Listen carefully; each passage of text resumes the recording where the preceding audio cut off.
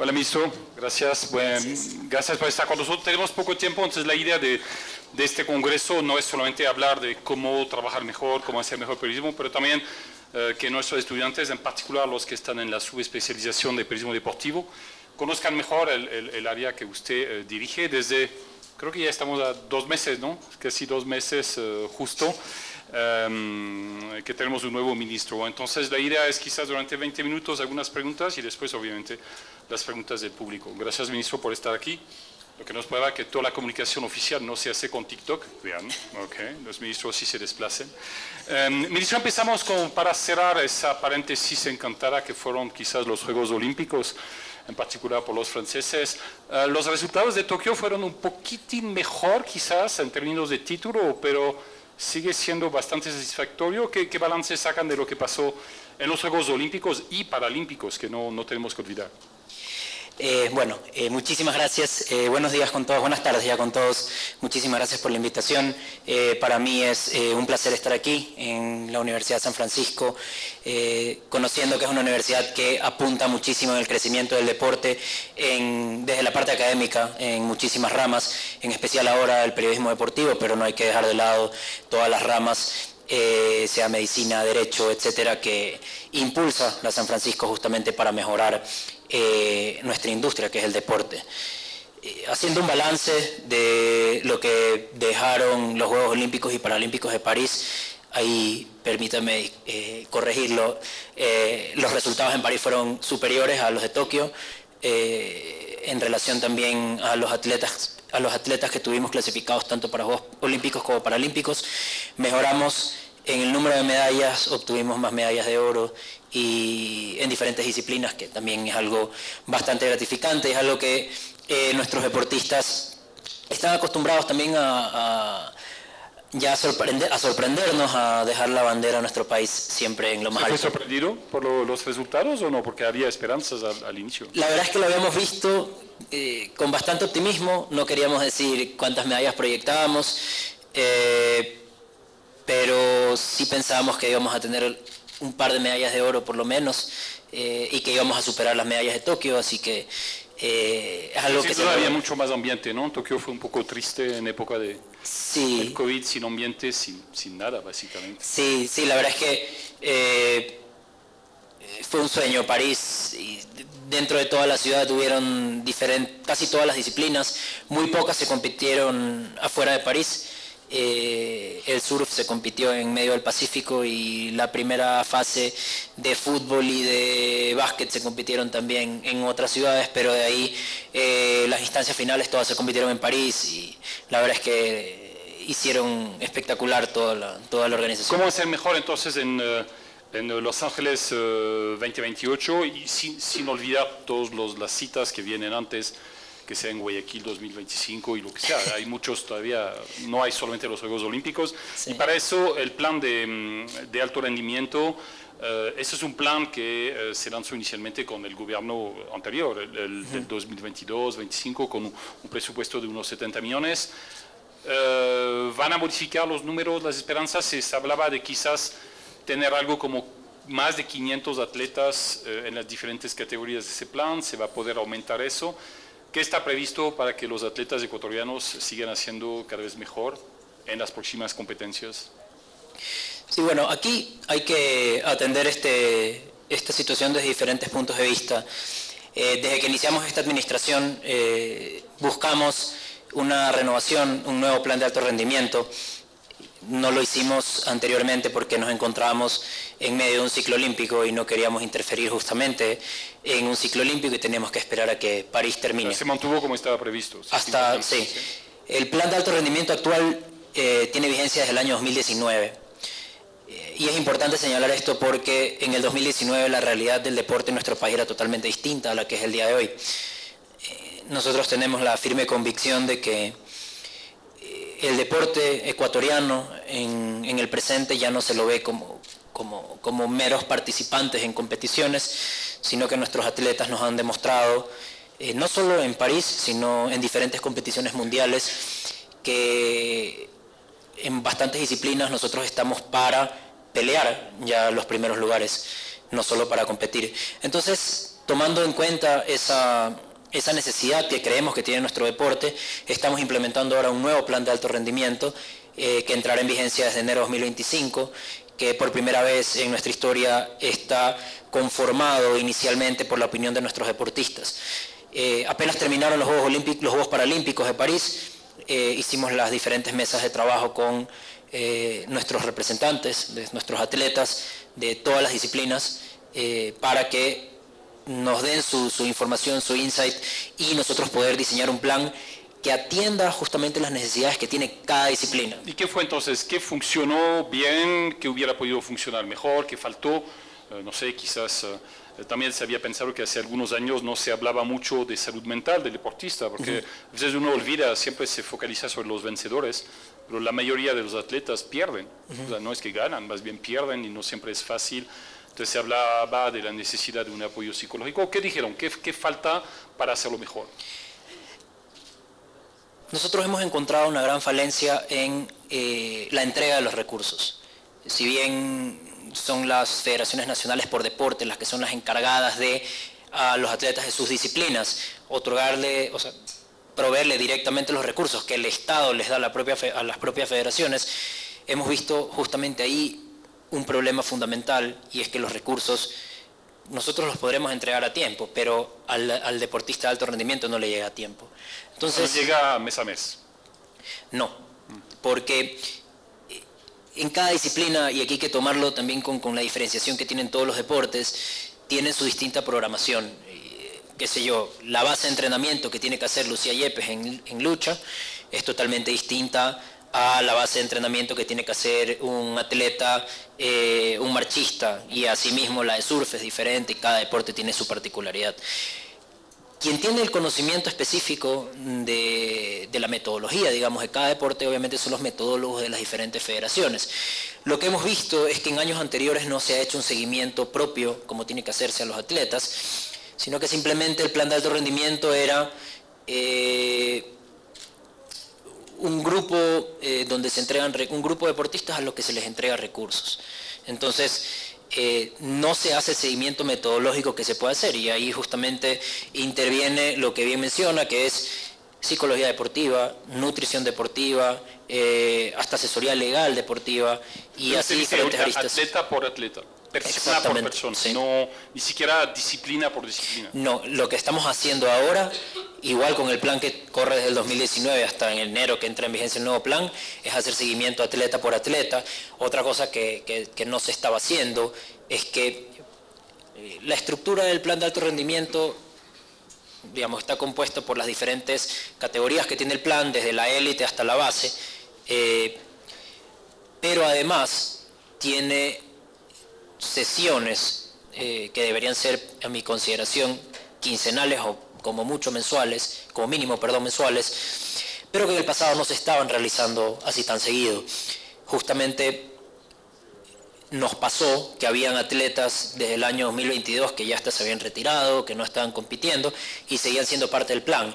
Y eso atiende justamente a el olvido. Seguían recibiendo plata. Sí, y eso se debe al olvido que han tenido nuestras autoridades en administraciones anteriores de hacer el seguimiento correspondiente. O sea, no se trata solamente de la entrega de recursos, que el recurso llegue a tiempo, que obviamente eso es importantísimo, sino también del mismo seguimiento que estamos haciendo nosotros como Ministerio del Deporte, como Federaciones Nacionales por Deporte. Entonces, el SEMCAR, que se le denomina, que es este cuerpo colegiado compuesto por funcionarios del Ministerio del Deporte, del Comité Olímpico Ecuatoriano, representantes de deportistas, representantes de entrenadores y representantes también de las Federaciones Nacionales por Deporte, ahora sí se reúne con regularidad. Entonces ya hay atletas que, por ejemplo, salieron del plan en julio, pero que tuvieron resultados en septiembre y tienen que entrar en octubre. Entonces lo que estaba pasando anteriormente era que no podían entrar porque no se hacían estas sesiones. Y para que la gente entienda, más o menos, ¿van a modificar las cifras o van a mantener más o menos los niveles? Porque de todas las categorías que existen, desde la esperanza, o sea, un atleta joven quizás, que puede ganar $200, $400, va hasta los de podium, que llamaban podiums, los que tienen esperanza de ganar alguna medalla, los de élite. Entonces iba más o menos de 3, 400 a más de $3,000. Sí. ¿Esas cifras se van a mantener, les van a hacer evolucionar en función de la situación económica o no hay cómo hacer mucho más esfuerzo por la crisis? Justamente ese es un punto que tocamos para el nuevo plan de alto rendimiento y es que si bien el plan está compuesto, como les decía, de diferentes categorías, desde la élite, desde el podio, que ganan como $3,800, hasta la base, que es donde está la gran mayoría, donde no ganan un Son los dólar. jóvenes, ¿no? Sí. Los adolescentes. La base está compuesta en su gran mayoría por los atletas formativos de las diferentes disciplinas y son los que suplen a los que están más arriba cuando no pueden llegar, qué sé yo, a una competición por lesiones o por cualquier situación ajena al deporte. Nosotros viendo esta necesidad también, porque creemos y consideramos que los atletas que se encuentran en la base del plan de alto rendimiento son nuestro futuro en el deporte, donde estuvieron Génesis, Lucía, Herlon Congo, todos los atletas pasaron por ahí también, porque es escalonado, no recibían un dólar. Entonces con el nuevo plan de alto rendimiento van a recibir un mínimo de $225, que obviamente para los chicos, que en su gran mayoría son niños de 15 años, 12, 15 años. Es un incentivo, ¿no? Que sea es un incentivo para que justamente puedan suplir gran parte de lo que hoy no tienen, y esto se puede traducir en algo de medicina deportiva, de psicología deportiva, de la propia nutrición, que además de lo que entrega la propia federación, también tenga este deportista base de poder recurrir a algo que crea que necesite. Si van a mantener la cifra de la esperanza de más de 500, se podría hacer aumentar ese número, o más o menos es lo que se puede pagar ahorita. El número de atletas que componen el plan de alto rendimiento es bastante variable y aquí justamente tiene mucho que ver lo que les mencionaba hace un rato, que los SEMCAR se hacían una vez cada 3 meses, siendo optimistas. Y es que haciendo mes a mes esta evaluación hay un flujo constante de atletas que entran.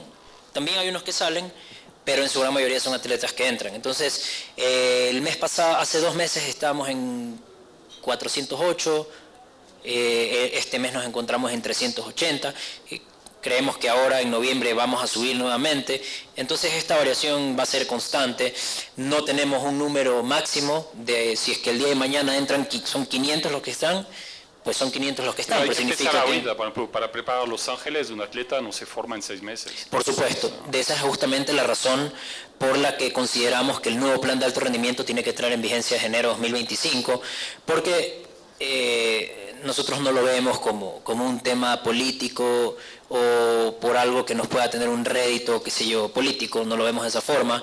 El deporte tiene que ser medible y no es medible en un corto plazo. Es por eso que los resultados de París no son nuestros, siempre son de los deportistas. Lo que nosotros tenemos que hacer justamente es darle las herramientas a nuestros deportistas para que ellos se puedan enfocar en 2 cosas, en entrenar y en competir.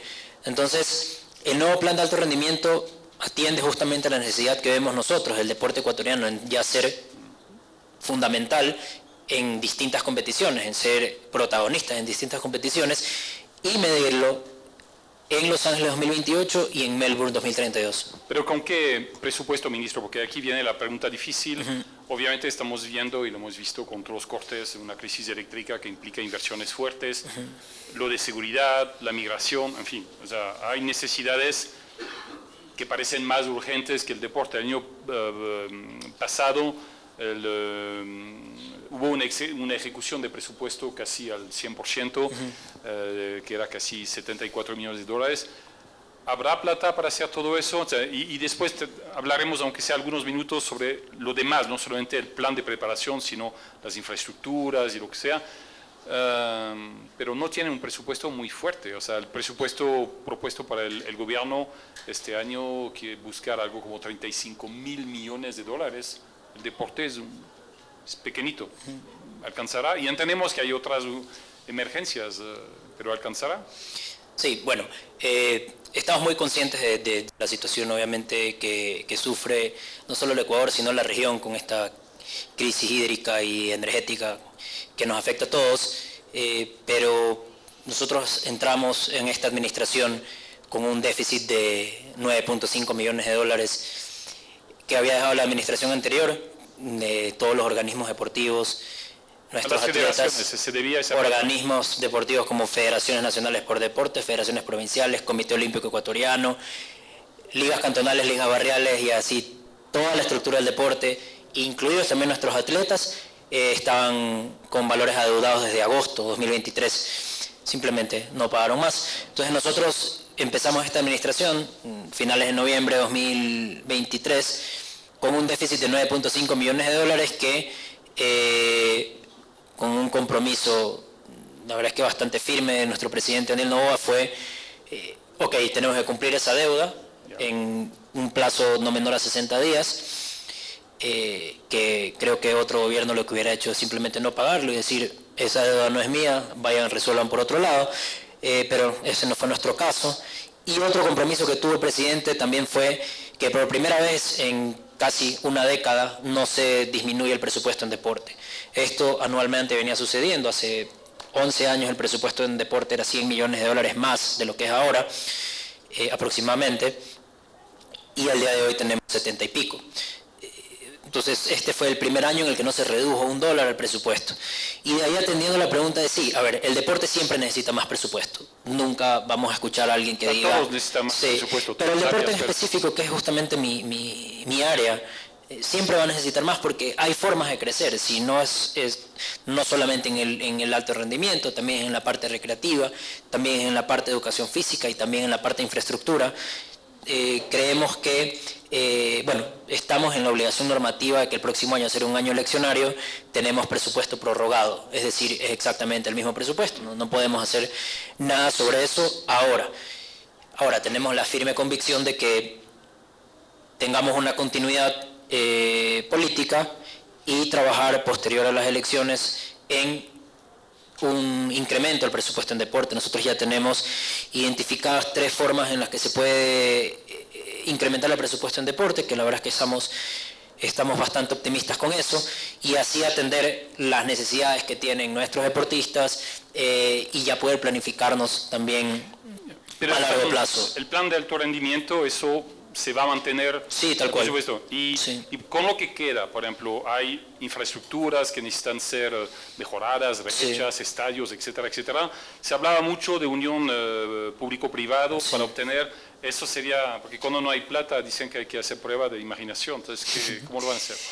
Justamente es algo que nosotros exigimos a los diferentes organismos deportivos, y es que la planificación del plan de alto rendimiento el presupuesto no son 70, para el alto rendimiento son 19.5 aproximadamente. Pero aquí también hay que atender algo, que nosotros tenemos que asegurarnos que el recurso llegue de forma efectiva, y es algo que no se estaba haciendo. Entonces, con el mismo presupuesto y optimizando recursos se puede hacer maravillas. Eso lo pudimos demostrar desde que iniciamos la administración hasta los Juegos Olímpicos, que los recursos pudieron llegar a tiempo, los recursos que no podían ser transferidos a una federación porque se encontraba en X situación jurídica, pudimos conversarlo con el Comité Olímpico y que llegue de forma rápida al atleta, y así buscar mecanismos, porque cada organismo puede tener su particularidad. Y también poder atender con la diferencia de 50 millones, que es dinero que en su gran mayoría se transfiere a los diferentes organismos deportivos. Hay un pequeño remanente que nos queda a nosotros para los servicios que tiene el Ministerio del Deporte, que son servicios como bailoterapias, que es el Actívate, volvamos a la cancha, que son entrenamientos de fútbol, básquet y vóley en todas las provincias del país. ¿Cuáles son las infraestructuras que, por ejemplo, podrían ser mejoradas en el país gracias al apoyo de la... Y después, por favor, si tienen preguntas, levanten la mano nomás, pero porque hay infraestructura, estadios que podrían ser mejorados, no solamente de fútbol, hablamos de muchas disciplinas acá. ¿Qué es lo que se podría hacer con el apoyo de la empresa privada y cómo incentivar a las empresas privadas a poner plata en el deporte? Sí, bueno, una de las grandes deudas que tiene el Estado con el deporte justamente es la infraestructura deportiva, y nosotros obviamente identificamos esta necesidad antes de asumir esta cartera de Estado. Ya sabíamos por dónde iba la cosa. Lastimosamente, gran parte de la infraestructura deportiva de nuestro país no pertenece al Ministerio del Deporte, sino que pertenece a diferentes organismos deportivos. Por ponerles un ejemplo, la Atahualpa pertenece a Concentración Deportiva de Pichincha, el Estadio Modelo de Guayaquil pertenece a Fede Guayas, y así por todo el país. Pero no nos podemos quedar de brazos cruzados y nosotros tenemos algunos mecanismos donde generamos justamente esta parte que es una alianza público-privada. En primer lugar, tenemos nosotros como beneficio del Ministerio del Deporte el incentivo tributario. La universidad lo conoce bien porque tiene algunos proyectos calificados de incentivo tributario y lo que busca es atraer inversión privada a proyectos previamente aprobados por el Ministerio del Deporte. Por ejemplo, la Universidad de San Francisco tiene el equipo de fútbol femenino y tienen un presupuesto de entrenamiento de, voy a inventar el valor, $100.000 al año. Califican el proyecto del Ministerio del Deporte, nosotros damos esta certificación y lo que hace la universidad es atraer inversión privada. Ya con el proyecto calificado, lo que hacen es invierten, qué sé yo, pues no, 10 o 20 inversionistas en este proyecto y lo que hacen es deducir el 150% al impuesto a la renta causado el siguiente año. Entonces es un beneficio bastante importante para la empresa privada, más aún los que ya tienen proyectado que van a tener que pagar X cantidad de impuestos, entonces pueden utilizar este mecanismo para justamente hacer uso de un beneficio tributario, que obviamente es algo que le interesa muchísimo a la empresa privada. Por favor, algunas preguntas, si hay, levanten la mano y seguía. Si no, yo quería, quizás un último punto, ¿cuáles son los deportes en los cuales van a poner énfasis? Porque obviamente no hay plata para apoyar todo y Ecuador tiene puntos fuertes en marcha, en atletismo, en pesas. Aquí en la universidad tenemos campeones olímpicas, pero no se puede ayudar todo. Entonces, por ejemplo, para los próximos años se va a abrir un poco el abanico de deportes que se quiere realmente favorecer versus los que no tanto, porque Ecuador no tiene tanta... Y es una pena, ¿no? Porque seguramente hay atletas en toda parte, pero ¿qué deportes van a mantener o quizás abrir el abanico de los que van a recibir apoyo? Bueno, todos los deportes olímpicos tienen presupuesto. O sea, todas las federaciones ecuatorianas por deporte que se encuentran dentro del ciclo olímpico tienen un presupuesto asignado por el Ministerio del Deporte. Obviamente hay federaciones que tienen más porque tienen más deportistas, porque su POA es más grande y abarcan, qué sé yo, requieren más presupuesto, y otras que tienen menos. Pero indistintamente de eso, cada organismo deportivo, en este caso las federaciones nacionales por deporte, tienen una particularidad que justamente es que si se hace una buena gestión, pueden generar esta confianza con la empresa privada. Y aquí viene un punto clave que debe tenerlo en consideración todo dirigente deportivo, y apunto eso porque creemos que la dirigencia deportiva también requiere una capacitación académica bastante fuerte para estar al día con las necesidades del deporte y las herramientas que pueden generar. Esta autogestión la pueden generar justamente con herramientas como el incentivo tributario que ofrece el Ministerio del Deporte. Ya lo hemos visto, por ejemplo, con la Federación Provincial de Cañar, que es una de las que menos presupuestos recibe en todas las federaciones provinciales del país, pero es una de las que mejores infraestructura deportiva tiene. Entonces, ahí hay un caso bastante interesante de análisis donde se ha hecho, generar confianza a la empresa privada y empresa local de los propios cantones de la provincia del Cañar, que se ven interesados en invertir en proyectos de incentivo tributario de infraestructura. Y es algo que el día de, estamos miércoles, pasado mañana, voy a ir a Biblián a inaugurar una cancha de fútbol hecha por incentivo tributario a cargo de la Federación Provincial de Cañar, una cancha de cuaboli, la refacción de un coliseo. Tenemos el Reina del Cisne de Loja por la Federación Provincial de Loja dentro de un proyecto de incentivo tributario que ya se encuentra en reparación, en readecuación, lo mismo con el Alejandro Serrano Aguilar de Cuenca. Y en este sentido, justamente también generar esta confianza con la empresa privada, porque esto va de la mano. Las grandes potencias del mundo en el deporte, más del 80% del financiamiento que ellos tienen vienen de parte de la empresa privada o del sector educativo, que también igual es inversión privada. Entonces, justamente nosotros tenemos que también ir trabajando de la mano con la empresa privada para ir desarrollando gran parte de la infraestructura deportiva que necesita el país, también para proyectos deportivos. Por ejemplo, la mayoría, casi todos nuestros atletas de la élite del podio, tienen proyectos de incentivo tributario también aprobados, para, qué sé yo, quieren ir a hacer una base de entrenamiento a Japón, perfecto, hacen un proyecto de incentivo tributario, atraen a la empresa privada y ellos les financian el... En estas dos categorías, ¿sí pueden vivir del deporte a estas alturas? Con lo que ganan, sí pueden. Sí, lo que pasa es que... Solo a entrenar, digamos. Sí, yo creía que sí, pero es que igual, dependiendo, lo que pasa es que el deporte te exige demasiado en diferentes ramas. Desde la psicología deportiva, que a mí me parece una de las más importantes, también la nutrición, y dependiendo del deporte hay exigencias, qué sé yo, que te requieren más inversión. Por ejemplo,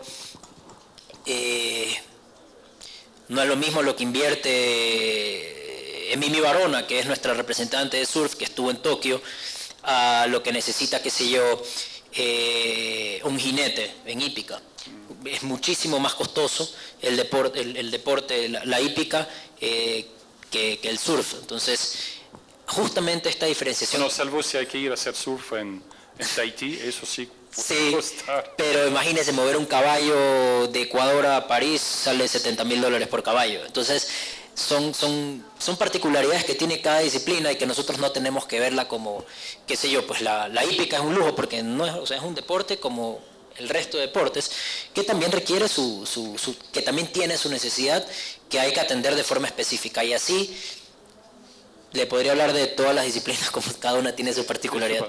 Aquí Sí. una pregunta de nuestro estudiante Nico sobre qué pueden hacer para fomentar el deporte en la juventud. O sea, cómo incentivar más jóvenes a hacerlo y, si posible, de manera cada vez más profesional. Bueno, desde el deporte formativo, es que la estructura del deporte en nuestro país tiene diferentes categorías. El deporte de alto rendimiento, que saliendo ya un poco de ese tema, está a cargo de las federaciones nacionales por deporte. El deporte formativo, en cambio, está a cargo de las federaciones provinciales, quienes están encargadas, obviamente, de fomentar el deporte ya a nivel formativo, pues, ¿no? Nosotros como Ministerio del Deporte estamos exigiendo que cada federación provincial, que el 100% del financiamiento de las federaciones provinciales vienen de dinero estatal, cumplan con esa función. Y aquí es otro punto... ¿Cómo lo evalúan, por ejemplo? ¿Qué es lo que, ahí viene el problema, deberían hacer? Ahí viene el problema, que la estructura de nuestro deporte es bastante compleja desde hace muchísimos años. Y, por ejemplo, por ponerles el caso, qué sé yo, Azuay, la Federación Deportiva de Azuay recibe $1.4 millones y el 99.8% de ese dinero se va en gastos administrativos. Entonces, por obvias razones, ¿qué deporte van a fomentar con el 0.2%? No se puede. Este es una regulación. ¿Qué puede hacer para eso? ¿Les puede exigir un porcentaje mínimo de inversión? Sí. ¿Qué pueden hacer? Eso, uno. Y dos, tienen que tener autogestión. Nosotros estamos obligando a todas las federaciones nacionales por deporte que deben tener autogestión. No se pueden quedar de brazos cruzados porque si no, no funcionan. Y ya nos ha tocado intervenir federaciones provinciales porque justamente no cumplen con el mandato que tienen por ley, que es justamente fomentar el deporte formativo. Y además, como Ministerio del Deporte, le comenté hace un ratito, que tenemos dos servicios, que uno es el Actívate, que apunta un poco más a evitar el sedentarismo, con bailoterapias, con estiramientos, y está enfocado en jóvenes, en adultos mayores, y también el Vamos a la Cancha, que son entrenamientos que se encuentran distribuidos en las 24 provincias del país, que está destinado más para niños y jóvenes, para que puedan entrenar fútbol, para que puedan entrenar básquet, para que puedan entrenar vóley, y puedan, qué sé yo, hacer ya deporte dentro de los barrios. Y activando esto de aquí, ya vamos a tener la evolución en las federaciones provinciales. En las federaciones hay un nivel de, digamos, que se requiere mínimo para poder invertir. O sea, usted decía que casi el 100% se iba en gastos, pero ¿qué sería? ¿20%, 50%? ¿Qué es lo que mínimo exigirían de las federaciones? Para decir, mira, por lo menos tengan el 50%, me invento el número, para invertir en deporte. ¿Hay algunas cifras o parámetros mínimos que respetar? Tenemos que trabajar en esos parámetros mínimos. Lo que pasa es que al día de hoy no lo podemos hacer, digamos, desde un reglamento que emitamos el Ministerio del Deporte, porque aquí hay un problema que se vienen arrastrando desde hace muchos años, y justamente es que tendrían que despedir trabajadores y esa carga de liquidación no entra dentro del presupuesto que ellos tienen. Entonces, aquí hay un problema de raíz que tienen todas las federaciones provinciales por el deporte. Estado tendría que ayudarles a pagar las liquidaciones. Y eso por normativa y por informe de Contraloría no se puede hacer. Okay. Entonces, ahí vamos a que es primero el huevo o la gallina. No sabemos si es que tienen que primero hacerlo de esta forma o de esta forma, pero... Pero, perdón, ¿ustedes tendrían que esperar que la gente se jubile quizás y no reemplazar eso? Igual con las jubilaciones tampoco entran parte del... El presupuesto que nosotros asignamos a las federaciones provinciales no se puede contemplar jubilaciones por justamente este pronunciamiento de Contraloría, pero es que ahí justamente es donde entra también otro tema fundamental, porque no sé si saben, pero el deporte tiene muchísimas complejidades en todos los temas que se les pueda ocurrir. Existen puntos álgidos donde justamente hay que entrar y hay que entrar con fuerza.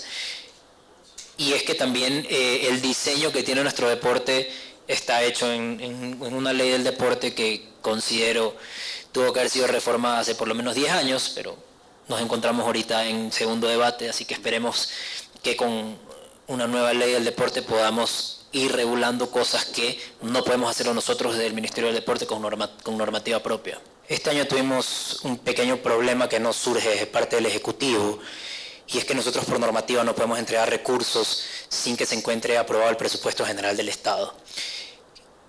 Nuestra queridísima Asamblea recién aprobó el presupuesto general del Estado a finales de marzo. Recién desde ahí es toda la parte administrativa. Yo no vengo desde el sector público, esta es mi primera experiencia en el sector público, vengo desde la parte privada. No entendemos de pronto un poco a veces por qué se demoran tanto las cosas. Y justamente existen estas pequeñas trabas en nuestra legislación y cómo no poder asignar recursos sin que la Asamblea se reúna y apruebe un presupuesto general del Estado.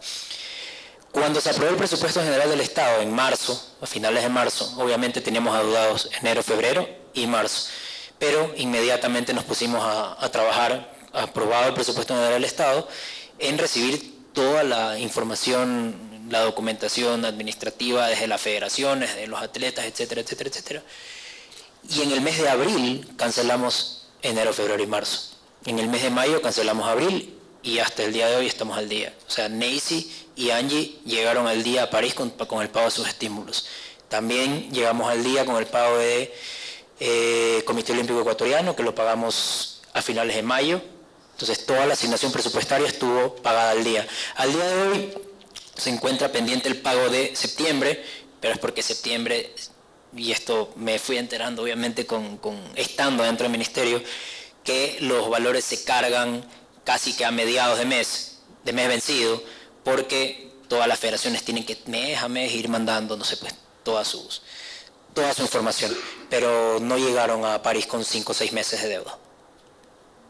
Todos esos atrasos, por ejemplo, en el proyecto de ley, se supone que eso se va a regular, se va a perfeccionar, que todos esos bloqueos podrían desaparecer en lo que usted propone?